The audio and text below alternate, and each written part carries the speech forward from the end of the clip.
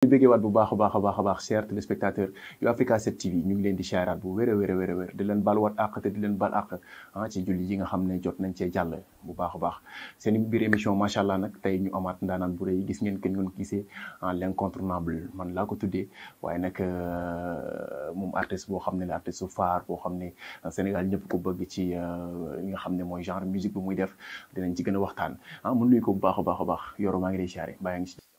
waaw maa ngi lay fay ziar di ziar téléspectateur 7F astafurlah 7 Africa 7 TV yi ñuy seetaan yëpp donc di leen baalu àq ci julli gi ñu jógee di ñaan yàlla ñu teew koy déwén yàlla def tawfeex dëkk bi et puis tàggal ñoom mbas mi. dégg nga nee na nuyoo waat na waaye fay na ñëpp baalu na ñëpp àq it ay ci loolu. Yoro bu ñu delluwaatee ci ginnaaw tuuti parce que nag nekkatoo ko ñu présenté fi mu toll nii ci Sénégal waaye nag bari na ci ñoo xam ne jotu ñoo xam ku Yoro tey boo ñu doon wax ku Yoro ci tënk Yoro fu mu bàyyeeku ak Yoro fu mu jógee. Yoro c'est un Baol man je suis de Mbacké laa juddoo fa laa yaroo fa laa defee lu bari ba xaw a nekk muskalaf presque doog a ñëw na Dakar vrai kamantawoon laa quoi. comme on dit waaw dégg ngeen waaw bu nga ci diggante boobu dafa mel ne balaa ngaa ñëw Dakar déggoon nañu lu Diourbel. waaw nekkoon naa Diourbel ku ne Mbacké ne Diourbel c'est la même chose parce que bi ma amee BFM aussi nekkoon naa lycée Cheikh Ahmadou Bamba bu Diourbel foofu lañ ma orienté woon donc ma def fa 2 ans en même temps comme maa ngi doon yëngu ci musique di ci démarrer je faisais partie aussi de l'orchestre régional de Diourbel donc waaw def naa fa aussi 2 ans. Voilà donc après ci laa commencé nag suma carrière solo di ñafe ak suma guitare di dem ci Fosco yeeg événement yeeg yi xew yu ndawaan yi xew foofu di wër daal donc balaa ngaa ñëw foofu parce que jaar nga ci orchestre bu Diourbel waaye nag balaa loolu xam nga tey da nga juddoo foo xam ne dëkk boo xam ne dëkku diine la dëkk boo xam ne macha allah Cheikhul Khadim jaar na fa moo ko sanc it fa la juddoo it muy Mbàkke wax dëgg yàlla méttiwul woon trop wala da nga am racine ci ñi nga xam ne ñoo def musique méttiwul woon trop pour nga dugg ci. En fait jagle la en fait donc mënul métti xam nga mun naa ne comme li may am habitude di wax man je suis pas allé vers la musique, c'est la musique qui est venue vers moi parce que aw ma woon ci sama environnement dara lu ma prédestiné pour mu nekk musicien. Judduma ci famille griot judduma ci famille buy def musique judduma maanaam au contraire dama sore ak musique sax quoi donc su musique ñëwee su ma demee ñëw nekk xale rek bëgg musique c'est-à-dire damay ne musique moo ñëw vers man c'est-à-dire lu ma yàlla jagle la quoi c'est-à-dire lu ma yàlla natoo la waaw lu ma yàlla natoo la parce que damay màgg di def musique sans m'en rendre compte parce que bi ma nekkee xale j'ai commencé à di jouer ay toq si ngalam di defar ay ndënd foowukaay donc en grandissant maa ngi nekk musicien te yëguma ko te amul dara lu ma prédestiné woon pour ma nekk ko donc moo tax ma xam ne jagle yàlla la quoi. mais amoon na koo xam ne tey moom nga defoon idole bëggoon ko ci musique ba inspiré la pour nga mën a def musique boobu. bon en fait musique moom mën naa ne ñun ñëpp suñu génération grand yi fi nekkoon ñoo ñu inspiré parce que suñu kër bi mooy commencé di xàmme sama papa ay xasaayit la doon teg lu bari mais il avait un frère bu doon faral di yore tourne-disque di teg ay morceau Bob Marley di teg ay Ndomba Wan ay Youssou Ndour man pratiquement ci musique Youssou Ndour nag ci laa gimmee mais doon naa déglu ay Ndomba Wan danaa ko dégg ci kër gi nii ci sama rakku papa boobu mais surtout musique Youssou Ndour quoi lañ gënoon miin foofu noonu xam nga en grandissant nag après ngay dem di découvrir yeneen musique xam nga ak fréquentation yi affaire yi di am yeneen influence. kañ nga xam dëgg-dëgg maanaam mun nga wax ci ban période nga jàpp dëgg ni man nii musique bi war naa ci mën a foncer ba jëm ci am sax lu ma bëgg ban période la ba nga nekkee Mbàkke wala ba nga nekkee Diourbel. je crois que bi ma nekkee Diourbel la quoi bi ma nekkee Diourbel bi ma arrêté études yi vraiment focus ci musique parce que dama nekk di jàng en même temps di musique bi dama jàppoon ne juste lu ne ci man la lu may exprimer di si nekk ba benn instant virus sur musique bi vraiment ëpp doole waaw ëpp doole après ma commencé nag di am ay ambition ci musique bi ma commencé vraiment di sama bopp feneen comprendre parce que après quand tu commences à faire le tour des def yenn rajo yu nekkoon fa benn rajo sax d'ailleurs moo amoon à Diourbel à l'époque muy Sud FM donc ma dem fa lépp luy am foofu comme manifestation te sollicité donc tu n'avais plus rien à prouver là-bas donc tu fais le tour vite fait donc après nga gis ne ça promet parce que à chaque fois que boo jaaree fenn ak écho yi ngay am di nga xam ne vraiment ça commence à prendre forme nit ñi ngi apprécier de fil en aiguille yaa ngi progresser yaa ngi gis ne nit ñi ngi gën a apprécier li ngay def donc li ñu naan l'appétit vient en mangeant donc ci noonu laa commencé après ma ne il faut que ma ñëw Dakar pour mun a vraiment développer les nekk si man quoi après si laa ñëw Dakar. yéen a ngi ci biir émission macha allah ba tey ñu leen di wax rek ne ba tey rek xam naa ne incha allah rabi dama bëgg léegi balaa boobu suñu sponsor officiel bu émission bi waaye nag bu Africa 7 TV muy LBS des Travels dama bëgg rek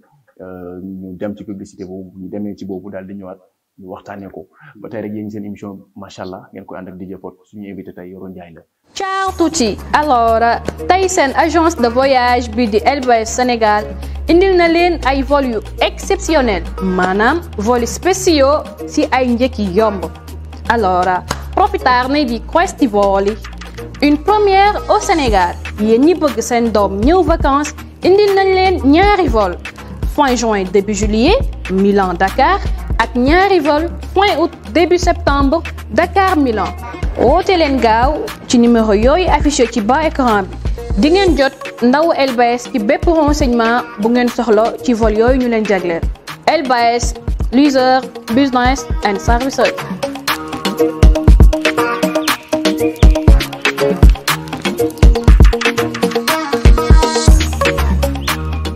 jërë ngeen jëf ñu ñu bëgg waat leen bu baax a baax a baax a baax gis ngeen na partenaire baa ngi noonu soo leen soxla rek billet avion Dakar Milan boo buggee dem Dakar Milan du am benn jafe-jafe da ngay seet si des travel LBS ak Neos avion wóor bi nga xam ne boo ci duggee dañ maam dafa mel ni rek dañ laa tëral si biir nekk nga tëdd boo paree jóg dem da ngay jóg doxi say soxla xam naa ne Yoro LBS xam naa ne yow booy dem incha allah tournée Italie da nga fay jaar. waaw Italie moom sama dëkk la quoi. ah bon Italie laa njëkk dem ci Europe. yëg nga ne Italie Dakar daal dañ ko yombal léegi LBS yombal na ko ci billet yi ci autorisation yaak lu mu mënti doon dinañ la ko yomb say bagage dinañ wàññi kilo yi may la ay kilo. macha allah yëg nga loolu. loolu c'est important vraiment ku ko def parce que tukkikat yi moom loolu nit mun a yombalal rek je crois que bénéfice la parce que ñoom lépp lu ñu dem utiliser pour le pays donc su amee compagnie bu mun a répondre à leurs besoins je crois que on est preneur. te doomu réew mi la aussi. macha allah yàlla di bawol néew. yal na yàlla yokk dooleem bokk.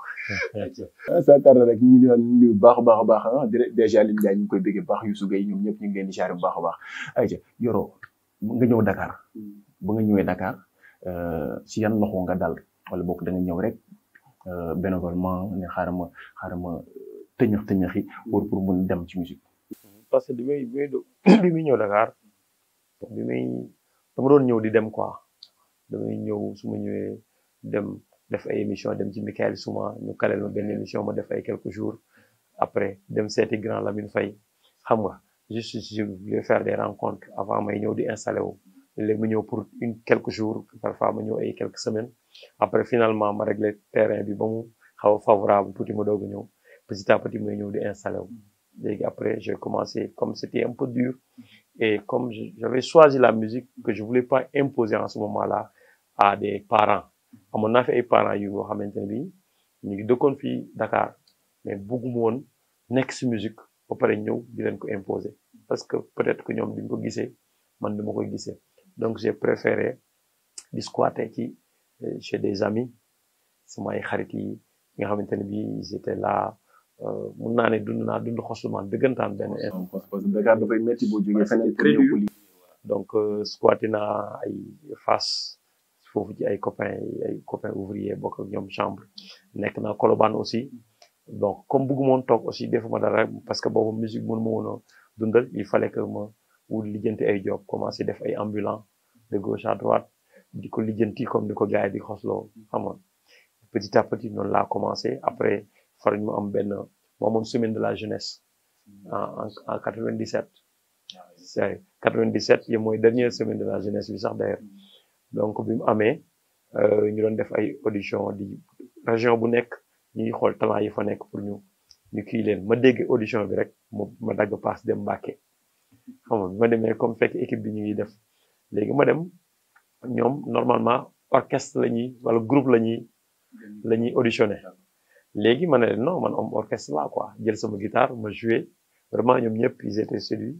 xam nga léegi ñu jël ma mais ñu ne ma man mënu ma woon jël man kese ñu boole ma ak waa groupe bu Bambey orchestre de Bambey jox ma benn bourse ma dem Bambey toog fa ay quelques jours répété ak groupe bi pour mën a ñëw représenter si région de Diourbel ak groupe bi donc noonu laa ñëwee jouer ak troupe bu Bambey bi on était ñu woon logé woon fii stade de l'Amitié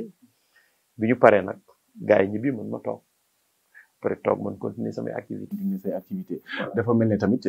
ñëw nga ba nga ñëwee Dakar tamit interprété nga benn chanson suma jumul bu Ismaël Lô Africa. non en fait Africa bi muy jëkkee interprété c'était sama way la man sama way bopp la woon mais titre bi moo tuddoon Africa ñu boole woon ko ci benn compilation bu nekkoon Sénégal folk mu nekkoon benn compilation boo xam ne les frères Guissé ñoo ko initié woon waaw morceau bi d'ailleurs bi muy def suma album maa ngi ko changé tur bi tuddee ko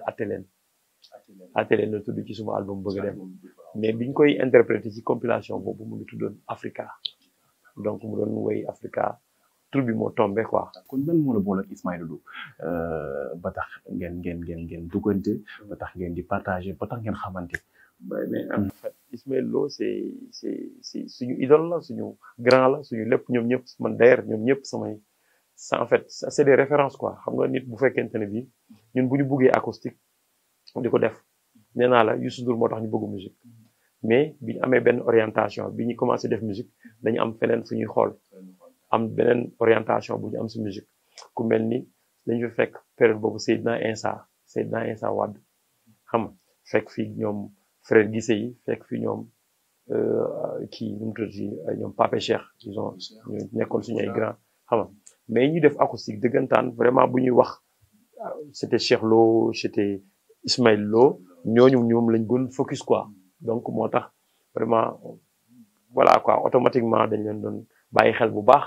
donc mu doon nit ku oyof tamit quand bi yàlla defee ñu daje tamit moom aussi mu bëggal ma boppam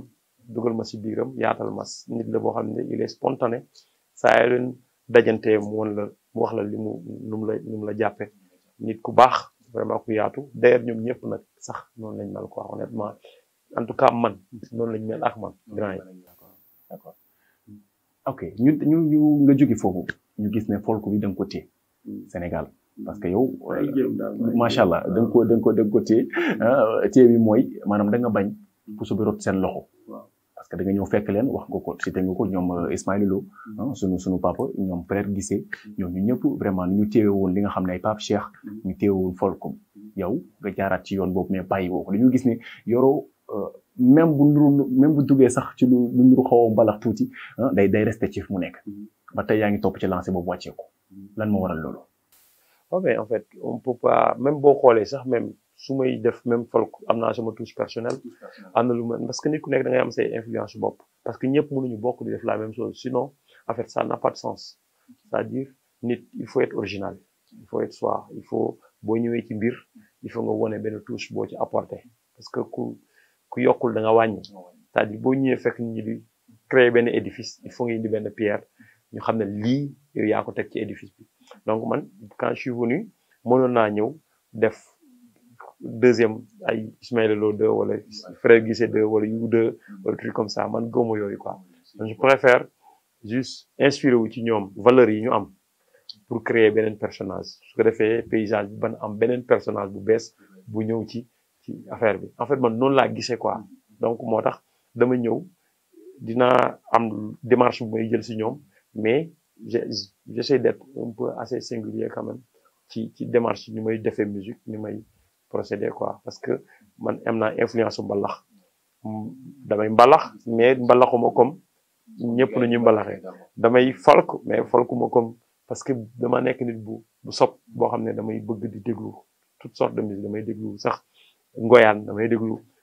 lépp laay déglu quoi jazz lépp laay déglu donc dama bëgg musique. dàq nga ñi naan j'écoute tout ñi bañ naan j'écoute tout maanaam nit mélomane parfois dégg naa ko ci am ku ko wax ne j'écoute tout comme des couteaux xam nga di wax ñu baal ma ci wax ji parce que man booy déglu lépp dootoo xam leneen looy def. nit c'est-à-dire ab loo gis lu nekk ab école la même médiocrité sax école la soo déglu par exemple lu bon di nga xam ne par exemple c'est-à-dire lu bon bu amul woon après doo mën a ràññee lu baax quoi donc il faut nga déglu lii pour nga xam ne lii baaxul que lii du ma ko def du ma dem jusqu'à ce niveau là léegi soo ko defee boo ko déglu doo xam ne lu bon la quoi il faut nga déglu ko même lu bon loolu sax il faut nga jàng ci comprendre nga li ma lay expliquer waaw il faut nga jàng ci loo gis lu nekk rek jàngat la quoi donc man xeebuma benn xeetu musique te lépp loo gis rek ça fait partie ci patrimoine bi la bokk donc ñun ñoo ko moom donc il faut ñu xool leen lañ si mën a jël lu gën pour mun ko jëriñoo waaw donc man même nouvelle génération bi damay jàng si ñoom parce que ñoom dañuy ñëw ak ay idées yu bees il faut ngay update pour méngoog jamono aussi. loo gën a jàng ci nouvelle génération fi mu toll nii mën naa ci citer ñett rek ku ci mel ne Pape Diouf Wally Ballago Seck Pape Diouf sax newul ci nouvelle génération parce que moo leen mag mais ci benn génération la instant bi Pape Diouf Wally Seck ak nga xam ne mooy Sidi Diop fi mu toll nii loo jàng ci ñoom. bon ñu ngi dem ak seen yoon c'est-à-dire kenn ku ci nekk yaa ngi ci benn environnement bu bokkul ak dara sa morom quoi kenn ku ci nekk yaa ngi doxal mais di doxal ci benn façon nga xamante ne bii bon am na fu ñu daje ñoom ñëpp am na fu ñu daje mais kenn ku ci nekk am nga sa mbiri bopp quoi donc ñu ngi doxal ñu ngi nekk ci seen li nga xamante ne bi mooy doxal mooy niinal seen ceeb quoi comme on dit donc vraiment donc maa ngi leen ci encouragé di leen ñaanal donc en fait même bu fekkente ne bi du sama dada trop comprendre nga du suma voilà quoi donc même su man mënuma def même su ma bëggee damay bëgg sax mbalax parfois léegi lañ mënu tax doo def mbalax ma ne bu ma mbalaxee ba tocc pour man foog naa ne mbalax naa mais mënuma def comme mënuma dab Pape Diouf mënuma dab Wally mënuma dab Sidi Diop parce que vitesse ñu dafa bari trop waaw donc ñoom ñi ngi ci biir affaire bi ci digg ñànkatang bi mais man j'aimerais bien quand même le faire parce que man bëgg naa mbalax quoi j'aime parce que suñu musique la quoi il faut que ñu jouer ko suñ ko jouer wul du étranger ñoo ñëw pour jouer ñu ko mais seulement nag dafay laaj liggéey. foofu laa bëggoon wax parce que yow lan nga gis fi mu toll nii ci mbalax mi nga xam ne moom lañ def Sénégal donte ne ñun ñoo ko moom fii la jógee sunu racine la lan nga ci gis ne tey boo doon yow dañ cee bokk ba koy yokk wala nga ci wàññi loo ci yokk wala loo ci. non non nu maa ngi ci li may yokk mooy man j'essaie de saa yu may def benn arrangement ci mbalax j'essaie de faire de sorte que ku nekkul sénégalais dina ko mun a déglu dina ko mun a comprendre parce que mbalax ni ngay dégloo arène bi comprendre ko noonu nga war a mën a dégloo mbalax comprendre donte on a benn temps bu xaw a difficile à comprendre seulement mais l'arrangement quand même sur les mélodies harmonies yi ñu utiliser ak yooyu yëpp je crois que ça peut être c'est universel do en chinois mooy do au Sénégal donc c'est-à-dire boo tegee accords yi même accords yi la léegi juste structure bi war na mën a cohérent de telle sorte que boo duggee morceau bi ñu xam ne lii mooy intro bi nga dem ñu ne lii mooy couplet bi nga dem ñu ne lii mooy refrain bi xam nga boo amee bridge boo amee pont ñu ne xam ne lii mooy pont bi loolu c'est universel partout donc loolu buñ ko déjà nañ commencer par respecter loolu. ça waaw non waxuma je dis pas dama ne loolu mooy norme yi c'est-à-dire bu norme yooyu bu nekkee ci musique bi déjà ossature bi taxaw fa comprendre nga donte rythme bi mën na bañ a parce que du ñëpp ñooy comprendre jazz comprendre nga mais bu jazz bi dawee di nga xam ne lii mooy cycle bi nii la affaire yi nii la demee quoi comprendre nga léegi nag loolu bu dina tax keneen ki nekkul ci biir mbalax dina ko mën a comprendre au moins mën ko déglu déjà bu ñu lijjantee ba et puis essayer ubbeeku quoi essayer ubbeeku bañ a bloqué wu voilà bañ a bloqué wu c'est-à-dire xam nga c'est-à-dire dafa bari léegi tamit amalgame ci musique bi man mooy c'est-à-dire dafa am xam nga dëkk boo dem am na folklore léegi bu ñu demee ba jël folklore bi lépp ñu dugg ko ci musique moderne après ça devient très difficile li nga xamante ne bi dafa waroon xew maanaam ci ngénte yi ak ci tuur yi loolu dafa am loolu dafa bokk ci suñu cosaan bokk ci culture bi mais du lépp lañu war a mën a jël boole ko ci musique moderne. waaw mais non foofu moo tax ma ne foofu la amalgame bi nekk c'est-à-dire bés bu ñu lu ci nekk dafa am folklore dafa am ci dëkk boo dem am na seen folklore am na mais dafa am place am comprendre nga c'est-à-dire léegi nag mais lépp bu ñu jëlee lépp rek jaxase ko après ça devient très difficile. ça devient très difficile ki ko wax analyse boo ko déggee rek xam ne musique rek lay dund macha allah Yoro Ndiaye la ñu am invité macha allah sur Africa 7 TV ba tey dañuy suivre ci internet bi waaye dañuy suivre ci canal 7 TNT bi ñu ngi leen di béggewaat bu baax a baax a ci Yoro nga def sa premier album muy Bëgg a dem doy waar bëri ay morceaux yu riche bokkoon na ci Touba Ba ila Touba Ba Bari Sahaya mu nekk du doy waar lan moo tax album bi nga tuddee woon ko Bëgg dem parce que loolu moo ma animé woon Bëgg dem à l'époque on était jeunes dañu bëggoon a dem bëggoon a réussir voilà donc loolu moo ñu animé woon parce que à l'époque bi may def chanson bi maa ngi Mbàkke di yore sama guitare di jouer et tout suma xarit yi moom ma seendool yu ci bëri après génn nañ Mbàkke ñi ñëw nañ Dakar am na ci sax ay yenn ñu commencé voyager à l'époque donc yow sa idée mooy j'ai envie de partir da ngay nekk fii ci dëkk bi yow kese tu commences à être seul et puis toll nga ci gérer yenn affaires yi ça commence à être difficile et maintenant li la animé mooy Bëgg a dem et puis loolu moo nekkoon d'ailleurs jeunes yu bëri c'est-à-dire jeunes yu bëri loolu moo leen animé woon à cette époque là boobu sax fekkagul en fait tout ce qui est Barça et Barsaq existait. Voilà moo taxul mu jaaxal ma parce que ñu bari dañ ko foogoon Barça wala Barsaq bi te boobu excès gu woon parce que Barsaq su ma jumul ay 2005 la ñu wala 2007 affaire yooyu mais yow boobu su ma jumul yaa ngi ko sa premier album est-ce que defoo 2004 mooy voilà 2004 moo ko def mu nekk loo xam ne album bu riche la woon ñu gis nga def ci ñaari partie benn partie bi su ma jumul da nga ko génnee à l'extérieur beneen bi nga génnee ko fii lan moo newoon choix boobu. En fait bi ma génne woon cassette la woon période boobu cassette njëkk a génn boobu cassette moo génn léegi après comme dama amoon opportunité xam nga comme je commençais à voyager ba album bi di génn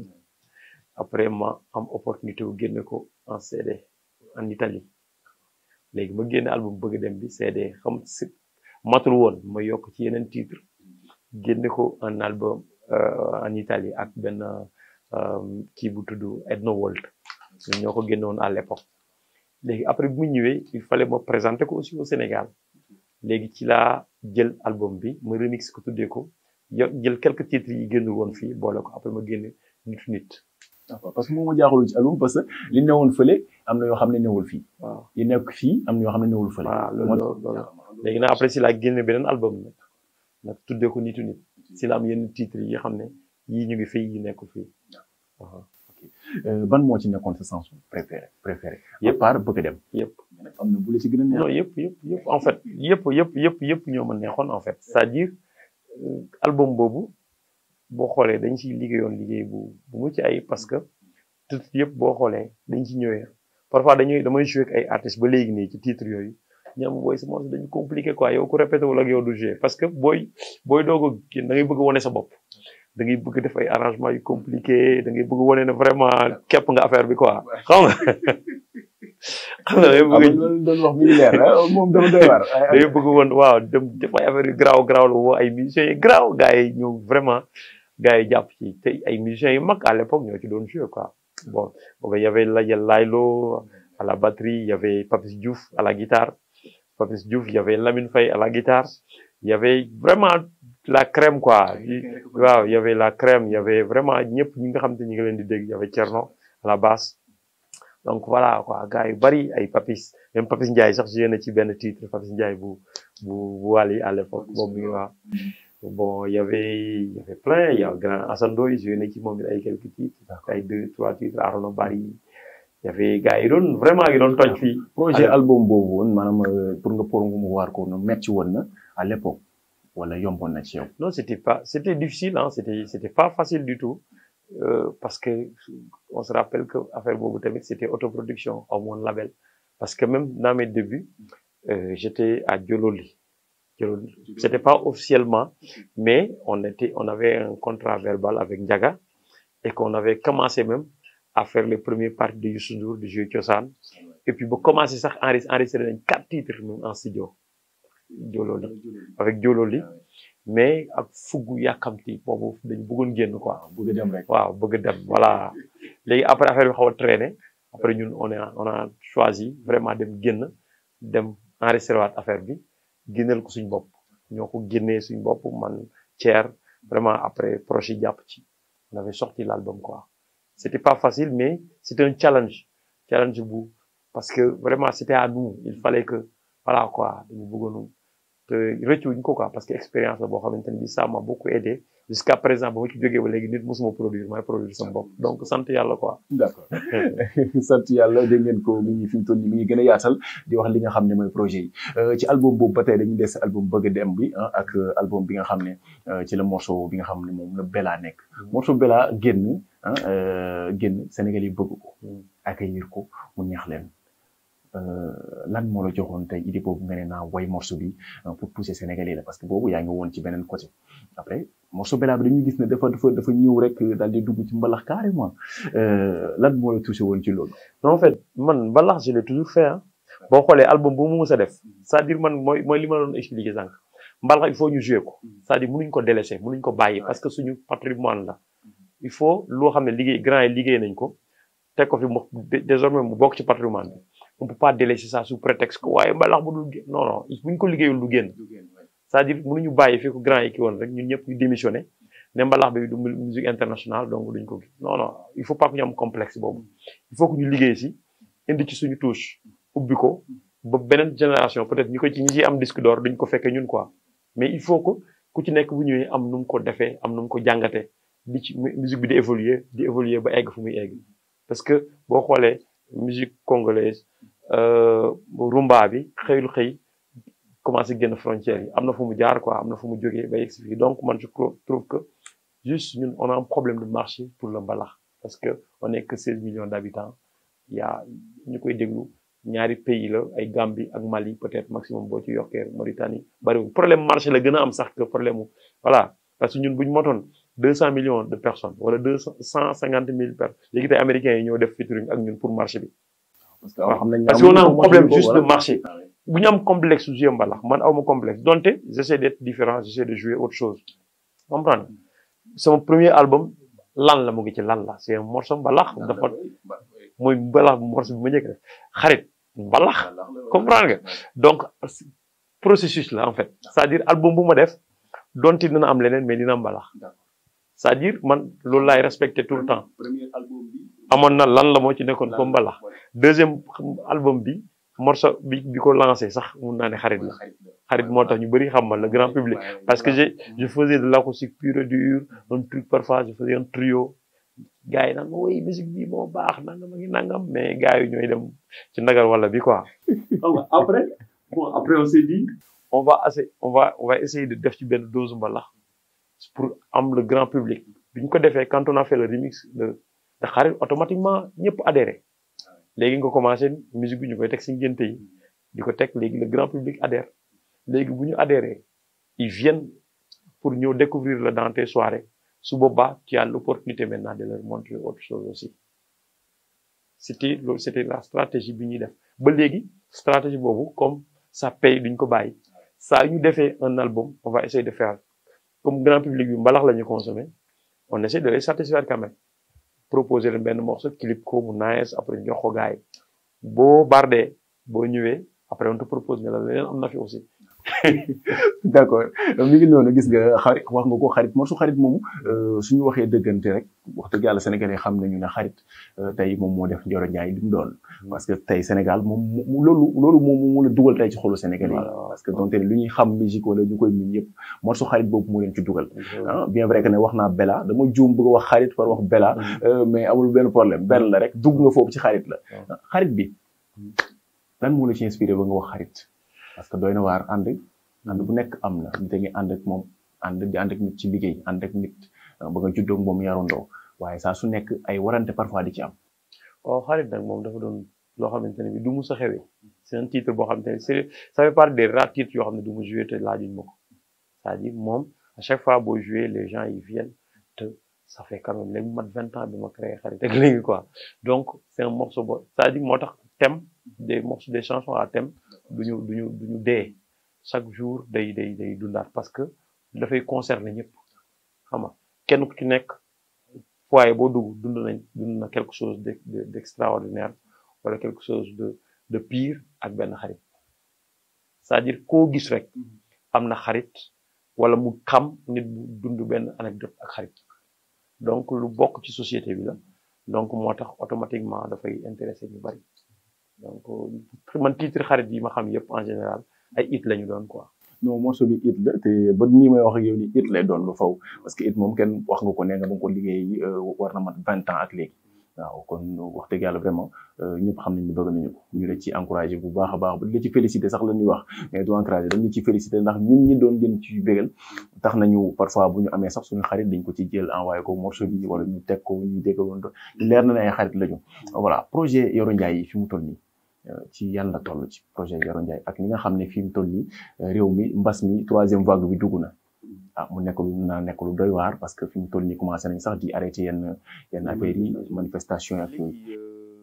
projet yi moom xam naa ne dina xaw compliqué nii moom ci jamono yi ñu toll kenn mënul projeté wu ci dara parce que Covid bi mu ngi fi te comme kenn xamul kañ la fi jógee yan ñu fi yàlla tegg rek mu gën a gaaw mais ñun comme on avait l'habitude de faire même ci première vague bi ak deuxième vague bi yëpp ñoo ngi woon fii di job en studio on continue vraiment à travailler en studio on a tellement de morceaux dañuy xaar rek mu pare parce qu'on a am na album bu fi nekk ay album sax laa wax parce que am na ay single yu war a génn suñu xalaatee ne jot na pour ñu génne dara ñu génne ko parce que ci biir Covid bi déjà 8 ci mars bi génne nañ benn EP bu 4 morceaux boo xamante ne bii ça parle des femmes benn morceau bu tudd femme am na vidéo sax d'ailleurs xam nga am na benn morceau bu tudd waaw Kumba am na benn morceau bu tudd xale bu jigéen am na benn morceau bu tudd yaay donc c'est un truc boo xam ne maa ngi wax ñëpp nañ dem streamer ko ci plateforme de streaming yi c'est des morceaux yu nice yoo xamante ne bii si biir kii bi lañ ko si biir période Covid bi lañ ko génne donc c'est un morceau ay morceaux yoo xam ne ci digital bi la nekk quoi génn wuñ ko amul support quoi je veux dire am na voilà avant boobu njëkkoon nañ génne benn morceau bu tudd yërmande boo xam ne dañ ci maanaam bàkk suñu borom di ko ci ñaan yërmande ndax li mu fi wàcce vraiment mu tegg di ko si jàmm ak mbas bi donc xel dafa dellu si yàlla bu baax a baax ci période bi affaire bi di doog a ñëw donc boobu tamit génn nañ ko amoon na fi waajal safar xam ne dañ ko génne woon ci magal bi passé donc on continue à travailler quoi ñun en fait xaaruñu à chaque fois possibilité jox dara gars yi nekk fi rek dañuy génne dara donc actuellement ni même semaine prochaine dinañ dem benn tournage génne benn remix boo xam ne je l'avais fait avec Bab Mal ñu ngi tourné nañ yenn image ak moom ba pare war nañ ko génne donc ainsi de suite on se produit en attendant on croise les doigts bu fekkee bu ñu tëjul ñu ngi continuer de produire aussi dans les hôtels dans les restos yi nga xamante ne bii peut-être di inviter nit ñi rek bu ñu fiy ñëw aussi ñu respecter les gestes barrières takk seen ay masques voilà gérer ko ñu mën leen bégal parce que suñu tëjee day xaw compliqué voilà donc sinon amoon nañ fi projet wu festival boo xam ne bëggoon nañ ko réitérer mais Covid bi tamit bëggatuma ci prononcé wu parce que waxoon naa ne dinañ ko def ren mais ba léegi on peut pas le faire à chaque fois ma prononcé wu ci à 2 fois ñu ngi koy reporter ndax affaire événement yi di fi xew donc dañuy bàyyi lépp ba mu sedd pour le moment bëgg nañ defaat aussi compilation bi ñu fi defoon on a envie de réitérer il y a plein de choses à faire mais ñu toll nii c'est difficile vraiment de se prononcer. amuloo woon spectacle boo waroon jouer à l'étranger boo xam ne Covid bi yàq na ko wala fii ci Sénégal bu weesoo festival bi. damay wax ak yow nii da nga bàyyi programme yëpp ba affaire yi passé. Non, nous actuellement on joue parce que ñun li ñu jouer en fait pour le moment yu ñu arrêté mooy spectacle yu mag yi nga xam ne day drainer parce que ñun fi ñu jouer dafa am ay restaurant la mun nañu respecter gestes mesures barrières yi parce que ci table la ñuy toog comprendre dañuy tege table yi mën nañu jouer am na ay endroits yoo xam ne vraiment mën na la bañ a impacter vraiment restriction yi bu fekkee concert public la yoo xam ne ay place debout la day nit ñi dañuy dajaloo là peut-être mën nañu am na risque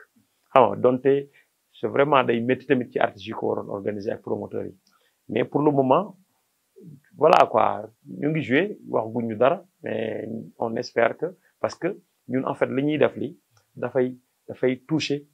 au-delà de la musique dafay toucher ñu bari parce que day toucher des serveurs day toucher ñu bari parce que un artiste qui joue par exemple dans un établissement par exemple benn restaurant yi ñuy jouer lépp su samedi jotee li muy impacté moo bari parce que jaaykatu coof yi sax da leen di impacté da ngay xool sumba jun restaurant bi day dem jënd coof pour jaay comprendre nga salon de coiffure yi ki war a génn guddi daf koy impacté kii jënd jaay yëre daf koy impacté kii dawal ko taxi bi def c'est-à-dire économie bi nekk derrière yemul rek ci juste ñun ñi taxaw di jouer c'est-à-dire boo chaque samedi bu nit yi di jouer dafa am benn économie bu nekk ci ginnaawam ñaata serveur ñooy liggéey ci loolu.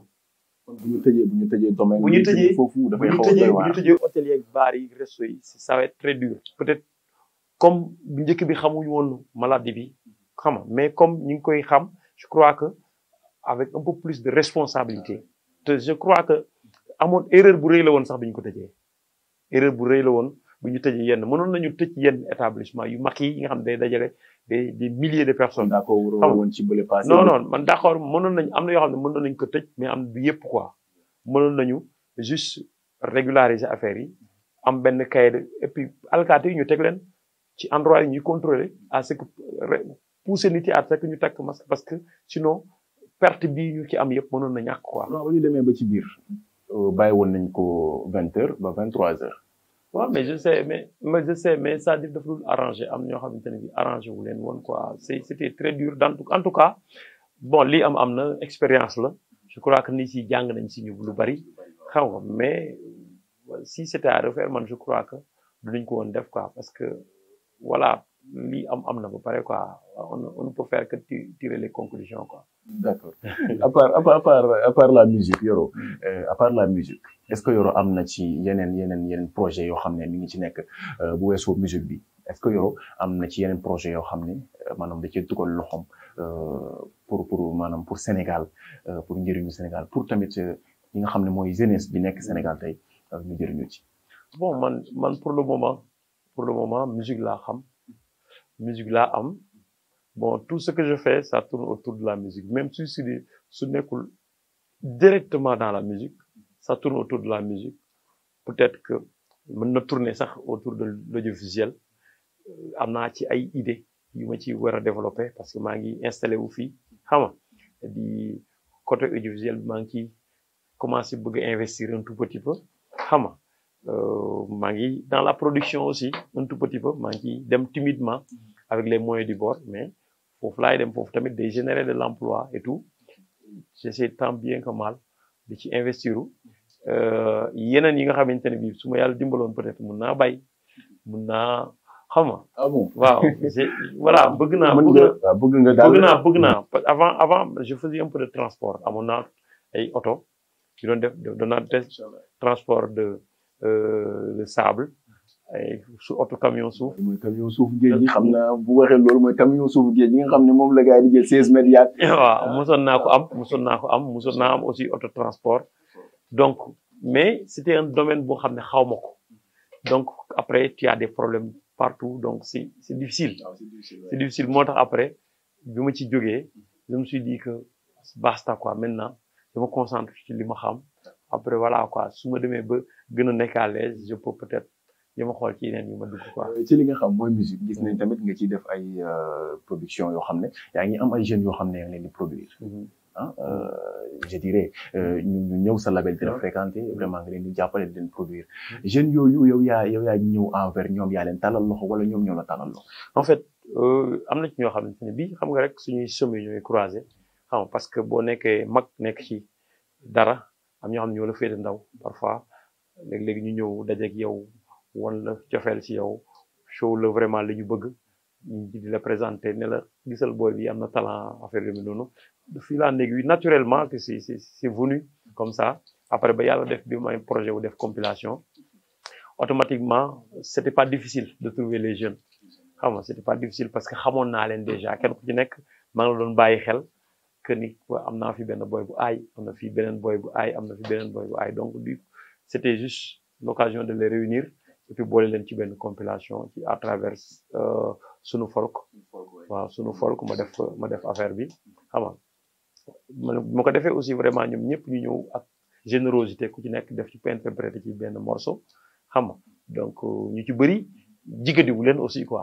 parce que gis naa ne bu ñu ci jógee ñoom ñëpp après juste production bi wala en même temps que bi ñu doon def production bi seen affaire mu ngi commencé di dem yoonam xam nga di dem yoonam donc Maria Siga déjà mu ngi un peu partout dans le monde mi ngi tourné y a Mami Cruz moom it mi ngi jël mi ngi voilà mi ngi ci yoonam mi ngi dem yoonam my boy Diaw Diop on n'en parle plus il y a Aubry Daman on n'en parle plus donc il y avait que Demba Guissé on n'en parle plus. xaw ma moom dafa mën a tooñ man moo tax moom duñu neexoo. woyu la. voilà ci ñoom ñëpp nga ànd ak ñoom di liggéey ku ci nekk da ngay liggéey ak moom da ngeen nekk ci projet à part suñu folk da ngeen nekk ci projet ku ci nekk da nga nekk ak ñoom ci projet album wala ku ci nekk dafay participer rek ci suñu folk rek après dem. en fait man suñu folk. C'était pour moi ben tremplin là tremplin c'est-à-dire comme man j'ai eu cette opportunité à travers les frères Guissé tudd Sénégal folk ma jaar ci dem sama yoon sunu folk tamit tremplin la boo xamante ne bii ñun dañuy mettre les conditions boo xamante ne bii li ñu bëggoon sax weesu woon na fii c'est-à-dire bëggoon nañ mu gën a am ampleur mais boobu ak moyens yi ñu amoon rek ci la ñu mën a demee xam nga donc dañu ñëwoon pour teg compilation bi teg festival bi mu am plateforme boo xam ne dinañ mun a xam ne ñii type de musique bii la ñuy def pendant benn période ñu ciy wax dem ci médias yi ñu wax ci ñi nga xamante ne bi bàyyi nañ leen xel ñu mun a am opportunité dem seen yoon en fait c'était ça l'idée quoi comprendre nga donc donte peut-être affaire bi demul ampleur bi ñu ko doon xaar parce que y avait pas les moyens te ci y avait pas médias yu bari tamit adhéré wuñu woon comme nu mu waree xam nga parce que première expérience la woon aussi quoi bu bees la woon peut-être xëy na bu ñu koy defaat dina gën a ñor donc mais terewul ñoom aussi expérience bi ñu ci jëlee amal na leen njëriñ vraiment am na fu mu leen yóbbu voilà donc jàng nañ ci bu dul dara sax tuuti quoi. parce que mën naa sax wax nga xam ne mooy Mamy Cruz parce que gis nga ne amoon na benn concours bu mu waroon a bokk. RFI voilà xam nga loolu lépp suñu folku. grâce à suñu folku voilà fii la ko defee. xam nga loolu tamit vraiment c'est à apprécier vraiment ñu ngi koy apprécier bu baax a baax. ñoom Didi ñoom ñëpp vraiment. gis nga bu ñu génnee rek. c'est une famille ñoom ñëpp man ba tey malgré bi ñu jógee ci affaire bi bon man mënuma ci woon c'est vrai que mënoon naa leen képp si biir sama label Afrique Melo pour liggéey ak ñoom mais pareegu ma woon moi jusqu'à présent je suis en train. pareegoo pour nekkaguñu fi mu toll nii ci biir label bi. non nekkaguñu fi ci biir label bi c'est-à-dire c'est des collaborateurs c'est-à-dire képp ku ma ci soxla bu bëggee ma jàppale la fii seen kër la suñu voilà si ñëwuñu dara si ñëw ma kenn dara pour le moment parce que carrière musicale dafa doon loo xam ne dafa diis soo ko jëlee da nga war a xam fan nga jëmee artiste bi da nga war a pare comme pare gu moon te dafay laaj benn team dafay laaj benn personnel boo xam ne dañuy liggéey ci artistes yi dañuy war a gérer seen page yi dañuy war a booster seen carrière donc yooyu yëpp c'est un team boo xam ne pare gu ma ci woon te dañu presque pare rek après Covid bi ñëw ak yooyu yëpp moo xawoon na ralentir affaire yi mais ñu ngi démarrer waat ndànk-ndànk d'ici peu incha allah dinañ commencer au moins signer ñaari artistes. on va essayer de démarrer avec peut-être 2 artistes pour démarrer. Africa 7 mën nañu am exclusivité bi. non amaguma leen. amagoo leen yaa ngi non dama ne pour le moment pour démarrer je vais juste démarrer peut-être avec 2 artistes yoo xamante ne bii pour mu bañ a déborder yoo xam ne dinaa leen. dañ mën a nekk ci même état d'esprit que man waaw dinaa mën a canaliser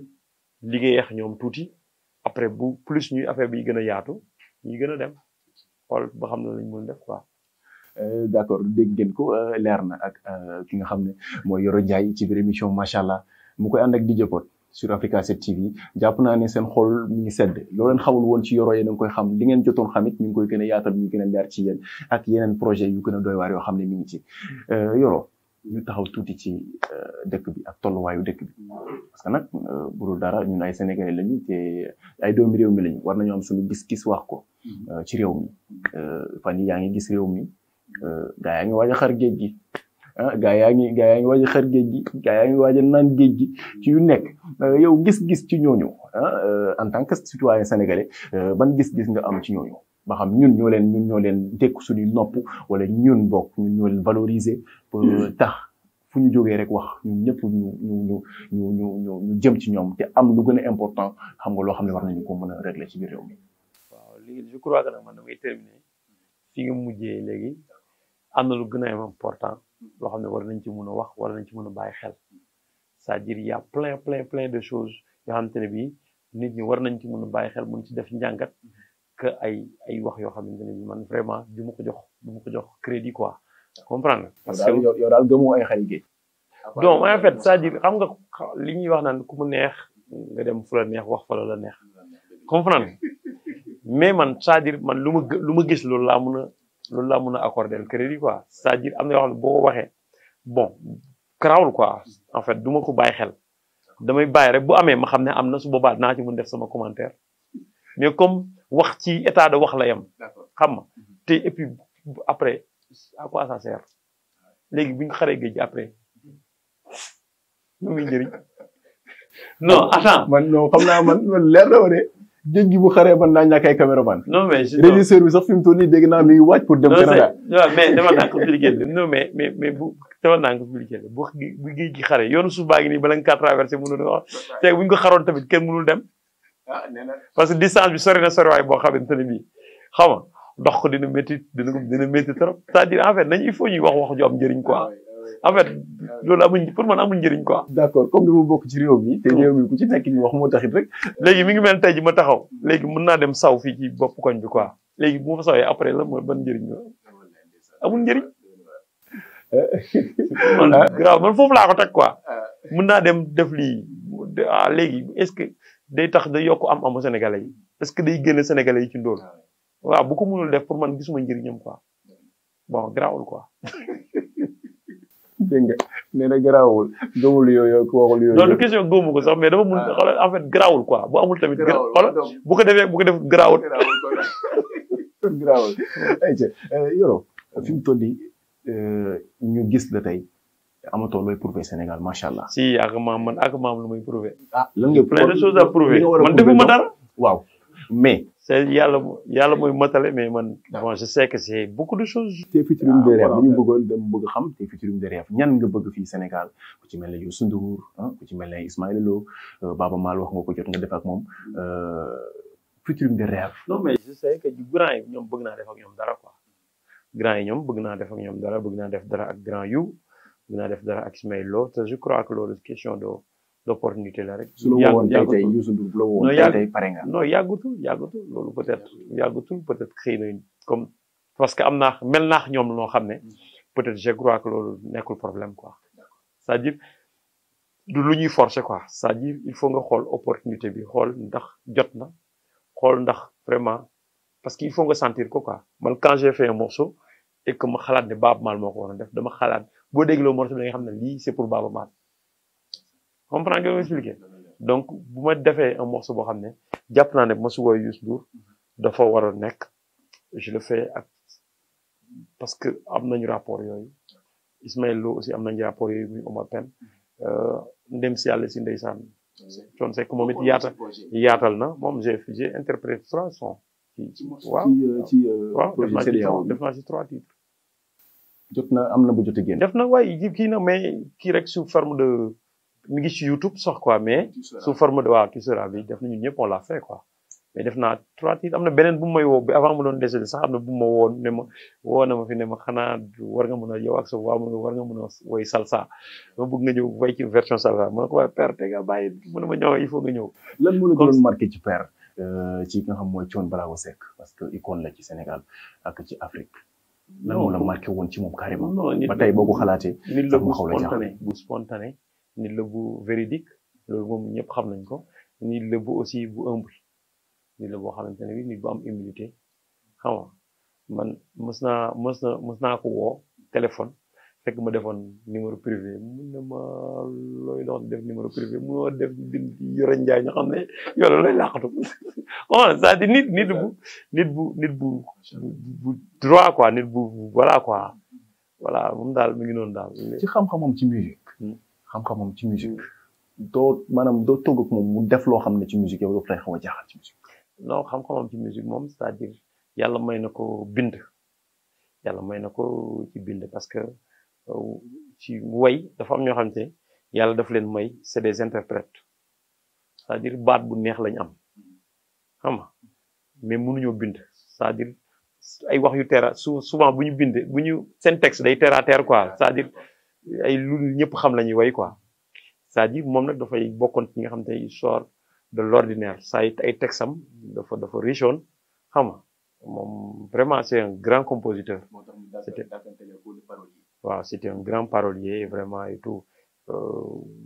yàlla daal mayoon na ko ba pare amoon justesse il fait partie des rares artistes yi nga xamante ne bi seen way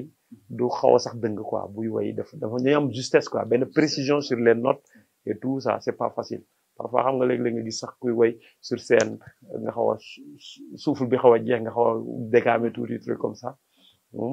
yàlla may na ko vraiment il tenait ses notes quoi voilà quoi. kooku nag Thione Ballago Seck la boo gisee émission yi sax bu ñu toogee ak ndaanaan koo xam ne dafa xam musique ñu laaj ko ci ki nga xam mooy Thione Seck sunu papa yàlla na ko yàlla yërëm mënul ñàkk parce que nag ku xam musique te fréquenté ko war nañ ko mën a laaj ci moom nag wax dëgg yàlla. ayca fi mu toll nii xam naa ne ñu ngi ci njeextalu émission bi ñu ngi ci la ma waxoon waa ji tàggatoo bu dul tàggatoo mu ne ma waaw loolu laay bañ a dégg ndax di ko ragal ma ne ko nag ala kulli haal ñu ngi ko nuyu baax a baax sunu papa Ousmane Seck ndax xam naa ne dafa xaw a ragal ndeysaan maa ngi koy dégg baax a baax Ousmane Seck ñu ngi koy siyaare bu baax boobu pap mii ñëw ànd ndeysaan fi mu toll nii bu weesoo loolu projet yi nga xam ne moom moo fi nekk nii. di jàmponte moom wax dëgg yàlla mooy waxoon naa la ko sànq mooy album bi nga xamante ne bi y a un album international y a des titres yu fi nekk yoo xamante ne bi maanaam bis bu rafet lay xaar. léegi titre bi dooñu ci sax ñamal. non yana am pagaay yana bari na de. bu fi nekkee dafay ànd ak clip wala da nga koy bari na y a tellement de titres c'est-à-dire damay bañ a wax dem ba ci digg bi xel ñëw changer sama titre xam nga. mais kon musique noonu la garaawee. ah si parce que mën na évoluer à tout moment. mën na évoluer c'est-à-dire mën nga jékki-jékki rek un bon jour nga ne nii laa ko tuddee parce que voilà quoi wala sinon nga defar morceau bi pour lii am benn commande nga jékki-jékki am benn événement bu xew nga jël morceau bi dëpp ko comprendre waaw loolu yooyu yëpp ça peut arriver parce que mën naa di mën naa woy benn morceau ci xale yi xam nga jékki-jékki benn organisme bëgg benn morceau pour xale yi ma changer tour bi way ko sur les droits de l'enfant xam nga mën naa jékki-jékki way benn dëkkuwaay par exemple jékki-jékki di ci way benn kii am benn projet sur l'environnement xam nga c'est des choses yoo xam te ne bii mën na la dab mën na am na morceau yoo xam ne mën na ñëw sur commande xam nga mais yow mën nga am déjà c'est benn projet de départ mais nii laay sama album déjà am naa nu muy tudd sama album international bi xam naa nu muy tudd bu ma yàlla bàyyeeg sama xel bi ma yor rek quoi wuraaka xam naa nu muy tudd déjà quoi mais lu nekk mun na xew mun naa dem ba ci séance d'écoute bi ma toog woon nit ñi ne leen kaay leen ñu déglu ngeen wax ma ñu ne ma déedéet booy il faut nga tuddee ko nii. ok te fekk préparé woon nga ko ba pare. waaw yow mën nga am sa idée mais nit ku nekk xam nga par exemple nit mën nga am sa staff waaw boo demee ba bokk ci man dama lay war a mën a déglu da nga am benn cër am naa benn cër ci yow. donte man mën naa toog di bind di xalaat yow miy jaaykat bi nga xam ne bu ma defaree morceau bi yaa koy dem jaay yaay xam peut-être lan mooy gën a marché lan moo gën a commercial yooyu yëpp c'est des aspects yoo xamante ne bii mun na ci intervenir. ñu kontaanee ko bu baax a baax Yoro Ndiaye la woon fii ci biir émission macha allah ñu bàyyi ko mu tàggoo ak ñi nga xam ne mooy sénégalais yi ci biir émission macha allah nag ci biir Africa 7 ça a été un plaisir quoi. ah c'est partagé macha allah moom dañuy wax macha allah rek yal na yàlla gën a tooj émission bi ba mu gën a kawe defal li ci lu kawe sa njor tooj aussi Africa 7 yokk leen vraiment ba marta bi gën a yokk dayo bi gën a yokk lépp gën a yokk voilà cameraman yi équipe bi yëpp seen doole poste gën a yokk aussi donc voilà donc yal na leen yàlla defal tawfeex vraiment ça fait un plaisir man aussi quoi. ne xam nga ne duñ tëj émission bi te joxuma la sa jumeau xam nga sa jumeau nag mooy guitare macha allah te man maay jógal sama bopp jël ko joxal la ko sama bopp nga am loo fi joué